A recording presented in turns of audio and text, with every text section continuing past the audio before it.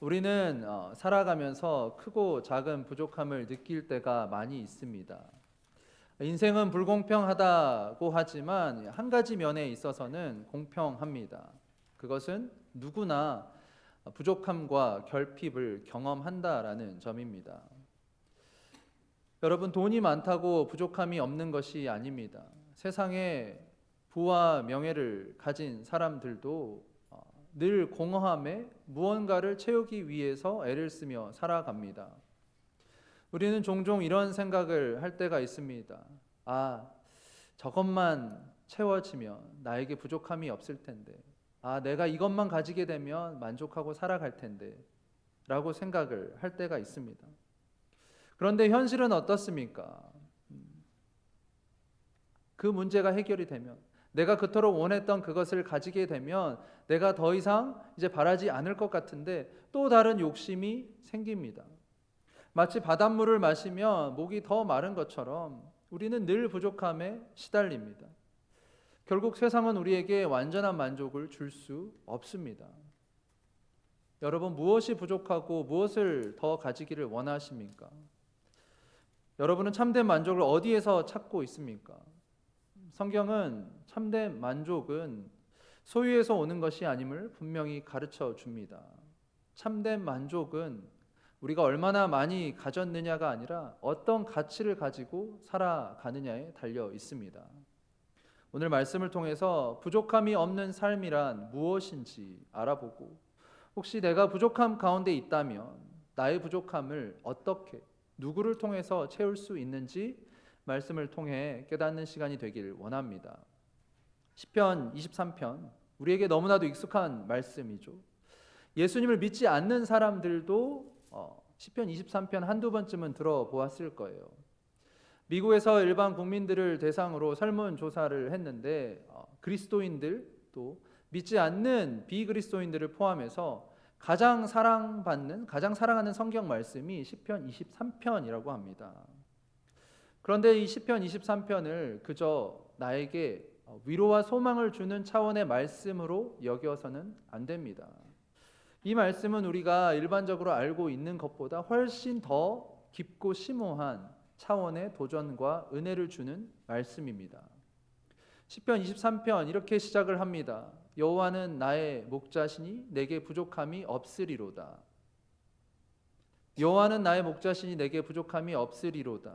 여러분, 이 말씀 잘 아시고 다 외우신 분들도 있을 거예요. 집에 하나쯤 액자로 벽에 걸어 놓으신 분들도 있을 것입니다. 시편 23편 1절을 모르면 간첩일 정도로 이 구절은 우리에게 익숙한 구절입니다. 그런데 여러분이 이 말씀을 진심으로 고백하고 있습니까? 그래서 여호와는 나의 목자시니 내게 부족함이 없습니다 라는 고백을 하고 계십니까? 아니면 그저 상투적인 표현으로 여호와는 나의 목자시니 내게 부족함이 없어, 그래 없을 거야 라고 위로만 받고 계십니까? 아니면 실제로는 여호와는 나의 목자시니 내게 부족함이 없게 해주세요 라고 바라고 기도하고 있진 않습니까? 솔직히 우리는 여호와는 나의 목자라고 고백하지만 여전히 부족함을 느끼며 살아갑니다. 하나님, 제가 하나님 잘 믿는데 하나님 잘 되게 해주셔야죠. 하나님, 제가 하나님 잘 믿는데 우리 자녀들 책임져 주셔야죠. 하나님, 제가 하나님 잘 믿는데 저의 건강 지켜주셔야죠. 하나님, 제가 하나님 잘 믿는데 저 하나님 안 믿는 사람들보다 잘 되어야 되지 않겠습니까? 하나님 영광 가립니다 라고 하나님께 따지고 기도하고 있지는 않습니까? 시편 23편의 저자는 다윗입니다. 다윗은 여호와 하나님을 목자로 고백합니다. 여호와 하나님이 목자면 다윗은 무엇입니까? 양입니다. 하나님을 목자로 자신을 양으로 고백하고 있어요. 여러분, 양은 목자의 돌봄이 없이는 살아갈 수 없는 존재입니다.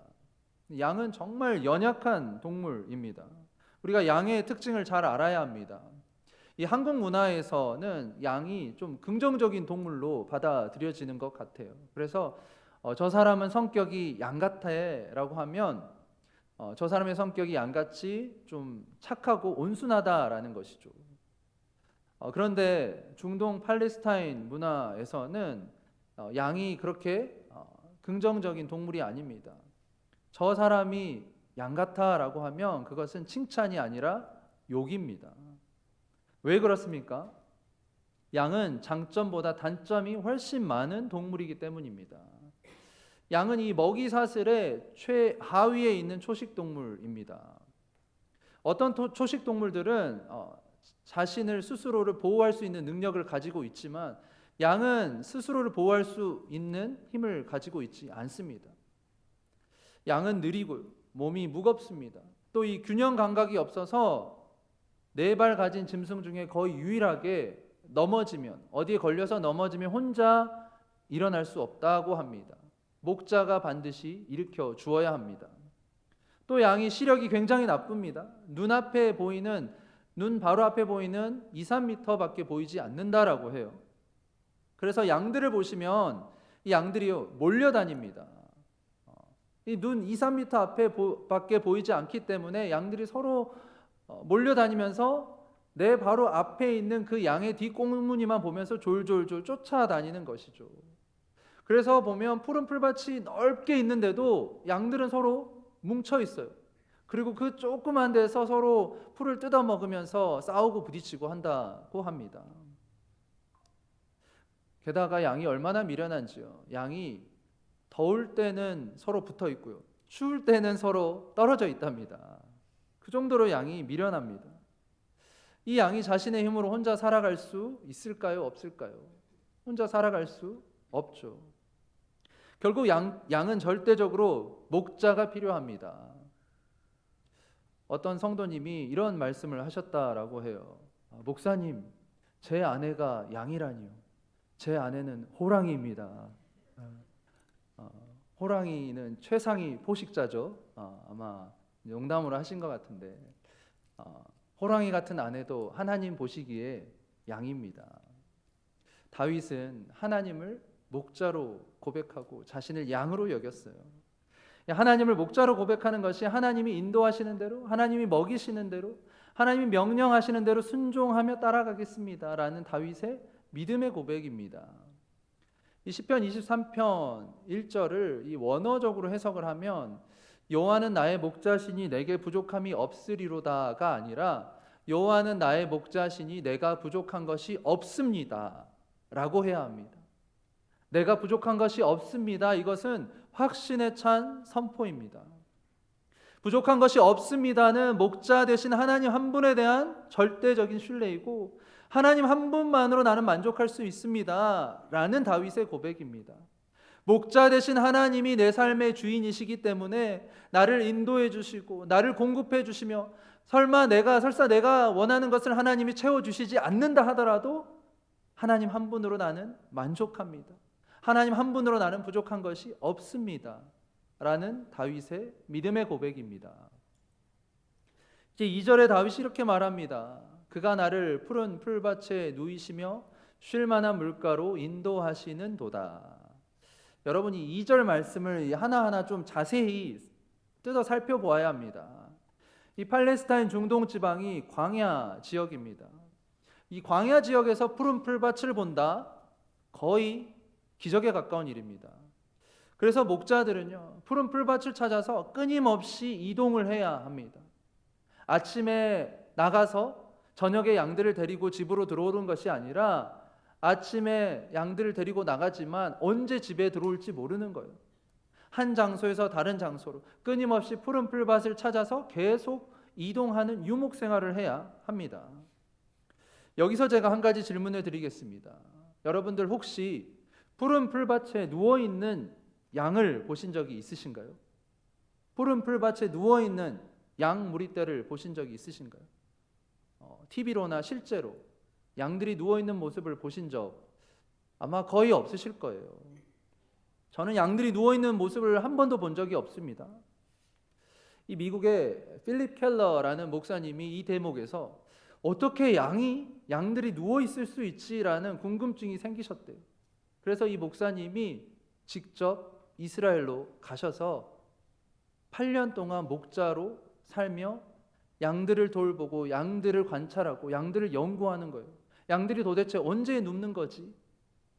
이 8년 동안 목사님이 목자로 지내면서 이제 후에 책을 쓰셨는데 그 책의 제목이 양과 목자입니다. 그 책에 보면 8년 동안 양들이 누워 있는 적이 정말 거의 몇 번 없을 정도로 양들이 누워 있는 것은 드문 일이었다고 합니다. 양이 눕기 위해서는요, 네 가지 조건이 갖추어져야 하는데 그 네 가지 조건이 무엇이냐면 첫 번째는 양들이 안전하다고 느낄 때입니다. 양들이 사나운 맹수로부터 보호받고 자신의 목자가 자신을 지켜주고 있다라고 믿을 때. 두 번째는 양 무리 안에 평화가 있을 때, 양들이 서로 다투고 싸우지 않을 때. 그리고 세 번째는 양들이 건강하고 벌레와 해충이 없을 때. 네 번째는 양들이 잘 먹고 배가 부를 때, 지금까지 잘 먹었고 앞으로도 잘 먹을 것이다라는 확신이 있을 때 이 양들이 눕는다라고 합니다. 다윗이 누구예요? 다윗이 왕이 되기 전에, 이스라엘 왕이 되기 전에 목자였습니다. 다윗은 누구보다도 양들의 습성을 잘 알고 있는 자입니다. 양이 거의 눕지 않는다는 것을 알고 있어요.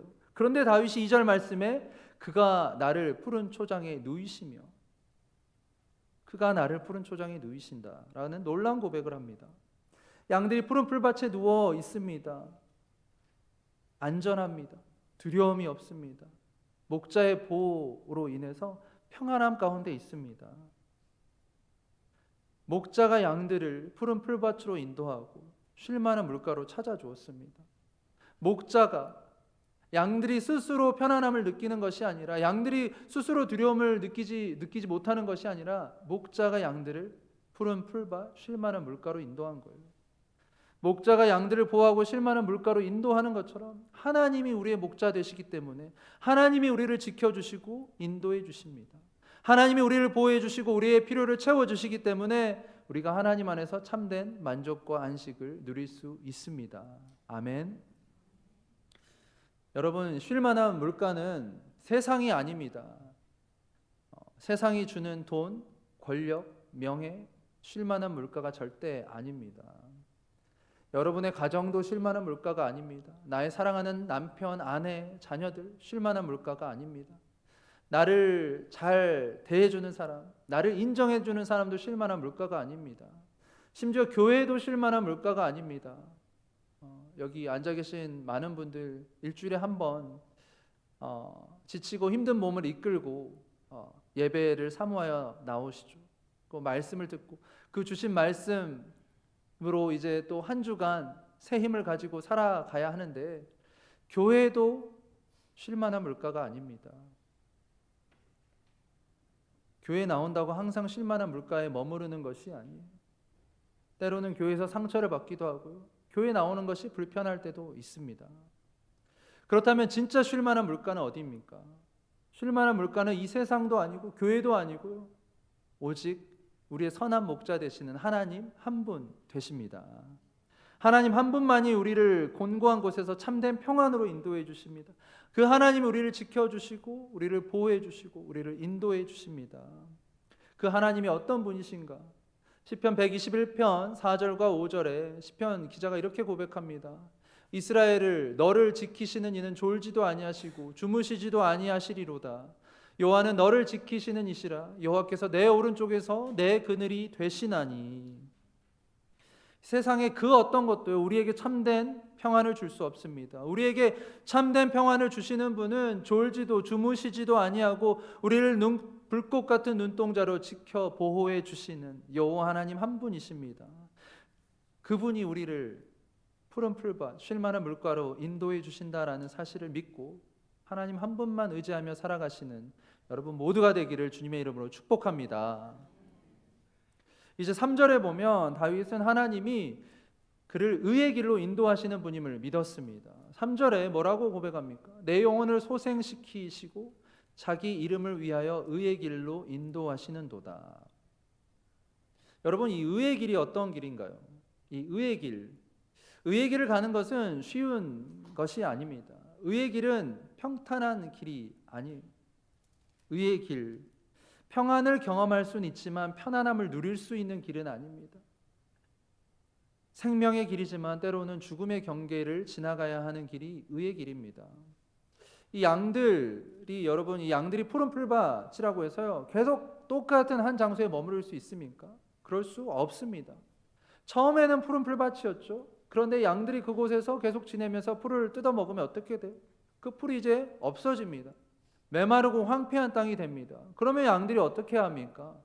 그 장소에서, 한 장소에서 다른 장소로 이동해야 합니다. 먹을 양식과 마실 물을 찾아서 끊임없이 이동해야 합니다. 그것이 양들이 살아가는 방법입니다. 하나님이 일하시는 방법도 비슷합니다. 하나님은 우리의 선한 목자가 되신다라고 말씀드렸죠. 하나님은 양 같은 우리를요, 늘 같은 장소에 두질 않으십니다. 우리를 새로운 곳, 새로운 환경으로 인도해 주십니다. 그 과정이 쉽진 않지만 그것을 통해서 우리가 하나님을 의지하도록, 더욱 하나님만 바라보도록 인도해 주십니다. 그것을 통해서 우리의 신앙이 더 자라게 되는 것이고 우리의 믿음이 더욱 견고해지는 것이죠. 베드로가 변화산에서 영광스러운 모습으로 변화된 주님을 보고 뭐라고 말을 했습니까?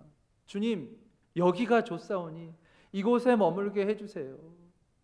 이곳에 초막 셋을 짓고 하나는 주님을 위하여, 하나는 모세를 위하여, 하나는 엘리야를 위하여 초막 셋을 짓고 여기에 머물게 해주세요 라고 베드로가 주님께 간청했습니다.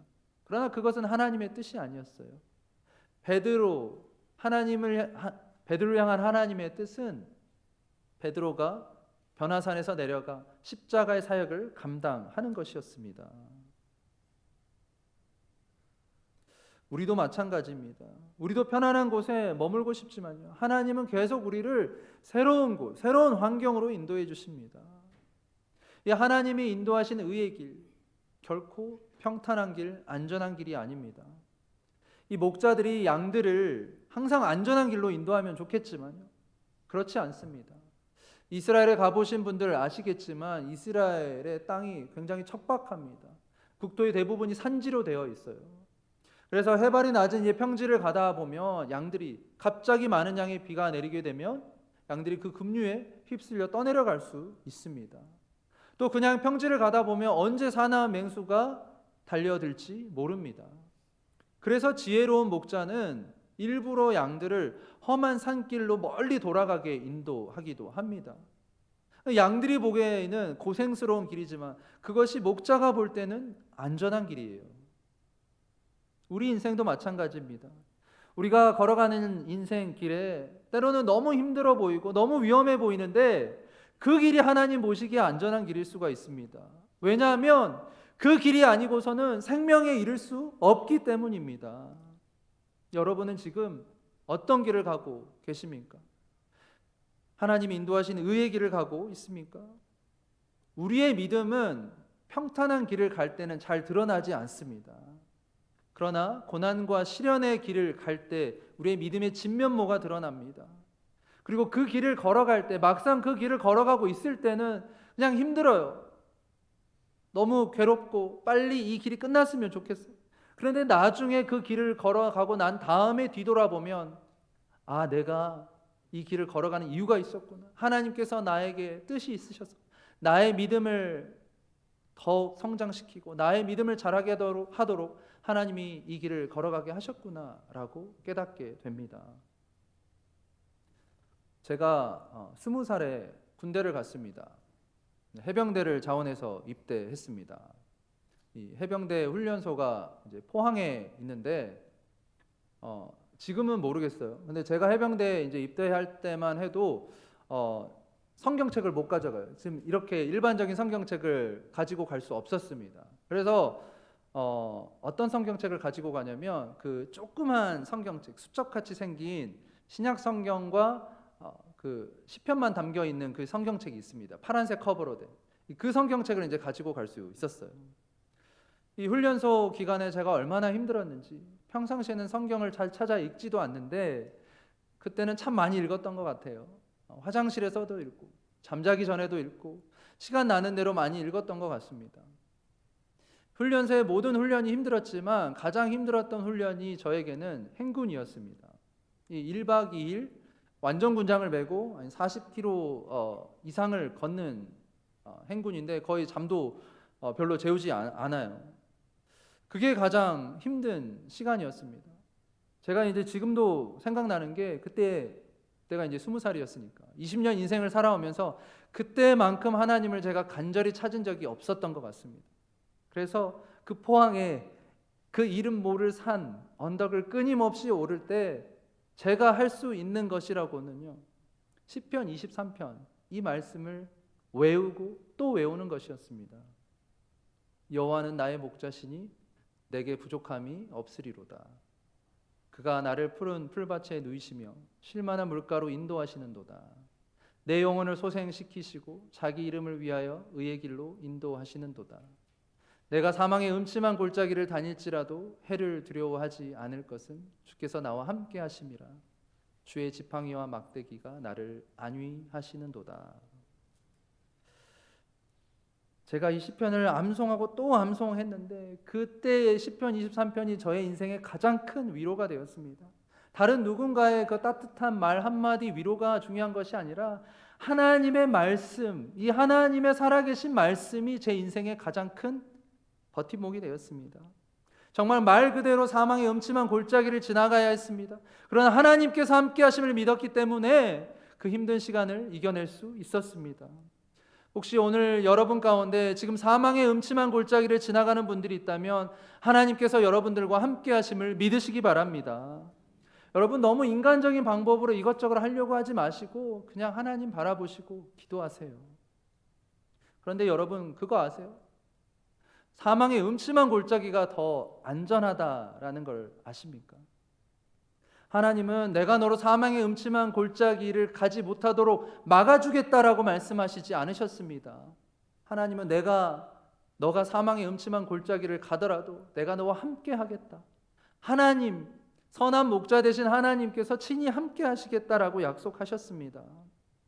이 다윗은 사망의 음침한 골짜기를 잘 알고 있었습니다. 이 사울에게 쫓겨다닐 때 그의 목숨이 여러 번 위태로울 때가 있었죠. 그러나 하나님께서 함께 하셨기 때문에 다윗은 안전했습니다. 정작 다윗에게 가장 위험한 때에는 그가 왕이 되고 난 이후였습니다. 왕이 되고 장수들과 군사들은 전쟁에 나가 있는데 다윗은 왕궁 옥상에 올라가서 한가로이 산책을 하고 있는 거예요. 그때 다윗의 눈에 밧세바가 목욕하는 것이 들어오고 음욕을 품고 결국 죄를 짓게 되었습니다. 다윗이 하나님을 의지하지 않고 하나님을 주인 삼지 않고 내가 왕이다라고 생각할 그때가 가장 위험한 순간이었습니다. 여러분 우리의 삶이 평탄할 때 조심해야 합니다. 모든 일이 잘 풀리고 있을 때 내가 하나님과 함께 하고 있는가 늘 내 자신을 점검해야 합니다. 여호와 하나님은 다윗의 목자이셨습니다. 그래서 오늘 이제 5절과 6절 말씀에 보면 하나님이 다윗을 위해 잔치를 베푸시는 장면이 나옵니다. 주께서 내 원수의 목전에서 상을 차려 주시고 기름을 내 머리에 부으셨으니 내 잔이 넘치나이다. 내 평생의 선하심과 인자하심이 반드시 나를 따르리니 내가 여호와의 집에 영원히 살리로다. 아멘. 여러분 하나님이 원수들이 보는 앞에서요 저와 여러분들에게 상을 차려주신다? 이것은 놀라운 일입니다. 나를 비방하고 정죄하는 그 원수들이 보는 앞에서 하나님이 상을 차려주시겠다. 이것은 단순한 잔치상이 아닙니다. 이것은 나를 비방한 원수들의 잘못을 드러내시고 그들 앞에서 하나님이 내 편이시다. 하나님이 나와 함께 하신다라는 사실을 선포하시는 것입니다. 성경에서 잔치는 종종 세상의 마지막에 있을 이 하나님의 심판과 연관이 되어 있습니다. 이 세상의 마지막 날 하나님의 모든 악인들을 심판하십니다. 그러나 하나님의 자녀들에게는 천국 잔치를 베풀어 주시죠. 여러분 우리는 천국을 소망하며 살아가는 자들입니다. 우리는 이 땅에서 잠깐 살아가는 거예요. 우리의 궁극적인 목표는 저 하나님 계신 하늘 천국에 들어가는 것입니다. 그래서 우리가 이 땅에서 사는 것은 천국을 위한 연습입니다. 사실 우리가 이 땅에서 살아갈 때 그래서요 천국을 소망하고 살아간다면 이 땅에서 우리가 얼마나 가지고 누리고 얼마나 쌓아가며 살아가느냐 그것이 중요한 것이 아니에요. 이 땅에서 살아갈 때 중요한 것은 누구와 함께 있느냐, 누구의 인도하심을 받았느냐가 중요합니다. 이 땅에서 우리는 하나님과 함께 동행하는 삶을 살아야 합니다. 어떤 목사님이 이런 말씀을 하셨습니다. 요한은 나의 목자시니 내게 부족함이 없으리로다. 여러분, 이것은 천국의 언어입니다 라고 이 목사님이 이렇게 고백을 하셨습니다. 그러니까 이 말씀에 고백을 하는 사람들은 천국을 죽어서만 가는 것이 아니라 지금 이 땅에서도 천국을 경험하며 살아갈 수 있는 사람들이라는 것이죠. 이 땅에서도 하나님 함께 하시기 때문에, 하나님이 나의 선한 목자 되시기 때문에 내가 부족한 것이 없이 하나님 안에서 온전히 살아갈 수 있다라는 것입니다. 제가 우리 교회에 오고 나서 장례를 2번 집례를 했습니다.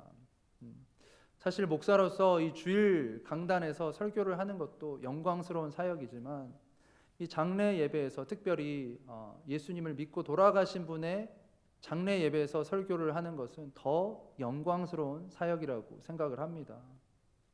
이 장례 예배 때는 모두가 엄숙해집니다. 죽음 앞에서 어느 누구도 교만할 수 없죠. 오늘 주일 예배 나오신 성도님들, 이 강단에서 선포되는 말씀 듣고 계시지만 이 장례 예배 때 분위기가 보면 정말 설교자의 한마디 한마디를 그대로 잘 듣고 경청하는 것 같아요. 하나님이 무엇을 말씀하시는지, 우리가 죽음 앞에서 얼마나 겸손해져야 하는지. 무엇보다도요, 그리스도인의 장례는요, 이별이나 슬픔의 자리보다는 선하신 하나님, 그 하나님을 바라보며 천국을 소망하는 자리입니다. 여러분, 오늘 이 자리 장례 예배가 아니죠. 그러나 여러분 육신을 입고 드리는 여러분의 마지막 예배는 장례 예배가 될 것입니다. 그 예배에 여러분은 어떤 분으로 기억되기를 원하십니까? 하나님과 늘 함께 했던 사람, 하나님 안에서 부족한 것이 없이 만족했던 사람, 그 사람으로 기억되기를 원하지 않으십니까? 말씀을 마무리하면서 제가 참 존경하는 목사님의 글을 나누길 원합니다.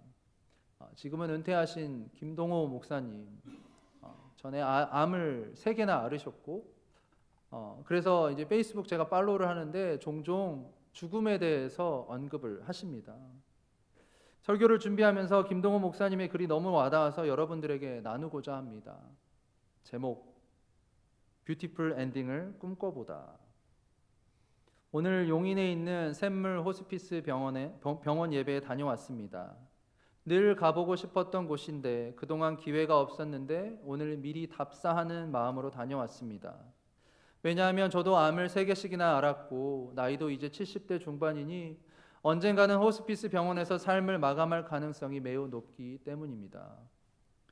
호스피스 병원은 의사로부터 자녀 생명이 6개월 미만이라는 진단을 받아야만 입원이 가능하고 맥시멈 머물 수 있는 기간이 2개월이라고 합니다. 너무 짧은 것이 아닌가 생각했는데 호스피스 병원에서 환자들이 머무는 평균 일수가 28일이기 때문에 2개월 이상 병원에 계시는 경우가 거의 없다고 해요. 그리고 평균 하루에 2분 정도 소천을 하시기 때문에 대략 2달 주기로 환자들이 바뀐다고 합니다. 오늘 예배에는 3분의 환자만이 참여하셨는데 한 분은 예배 도중 방으로 돌아가셨습니다. 나머지 환자분들은 병실에서 영상으로 예배를 드렸다고 합니다. 시편 23편의 말씀으로 설교했습니다. 설교 중에 환자분의 얼굴이 환하게 밝아지는 것을 보았습니다.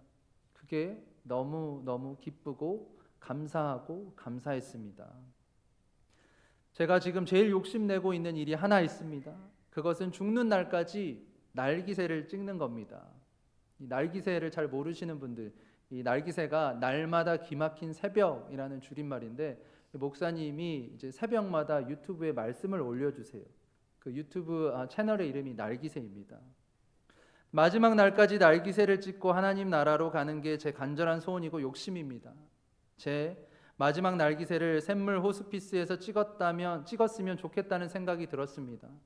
제가 들어오면 침대에서도 날기새를 찍을 수 있도록 장치를 해 주시겠다고 원장님이 약속해 주셨습니다. 수지 맞았습니다. 호스피스 병원 침대에서 마지막 찍는 날기세는 시편 23편이 될 것입니다. 죽음을 눈앞에 둔 호스피스 환자가 시편 23편을 읽고 여호와가 나의 목자이시기 때문에 부족함이 없습니다. 그분이 지금 나를 푸른 초장에 눕게 하시고 쉴만한 물가로 인도해 주셨습니다. 지금 나는 사망의 골짜기 끝에 와 있지만 하나도 두렵지 않습니다. 마지막 호흡이 다하는 순간까지 그분의 막대기와 지팡이가 나를 인도하실 줄을 믿기 때문입니다. 하나님이 나를 인자와 성실로 여호와의 전 곧 하나님 나라로 인도해 주실 줄을 믿습니다. 나의 잔이 넘칩니다. 아멘. 이렇게 설교한 후 마지막 힘을 다해 두 손을 들고 할렐루야! 라고 한번 외친 후 숨을 거둘 수 있으면 얼마나 황홀할까 생각합니다. 그런 뷰티풀 엔딩을 감히 욕심내고 꿈꿔봅니다. 목사님이 이렇게 글을 쓰셨습니다. 사랑하는 여러분, 다윗이 고백한 여호와는 나의 목자시니 내게 부족한 것이 없습니다. 우리 김동호 목사님이 고백하신 여호와는 나의 목자시니 부족함이 없습니다라는 이 고백이 여러분의 이 땅의 마지막 호흡을 다할 때 드리시는 담대한 믿음의 고백이 되기를 소원합니다. 하나님 우리의 선한 목자 되십니다. 선한 목자 되신 하나님 한 분만을 믿고 따르시고 오늘 하루도 여러분 주님과 함께 우리의 선한 목자 되시는 그 주님과 함께 동행하며 아름다운 인생 살아가시는 여러분 모두가 되시기를 주님의 이름으로 간절히 축원합니다. 아멘.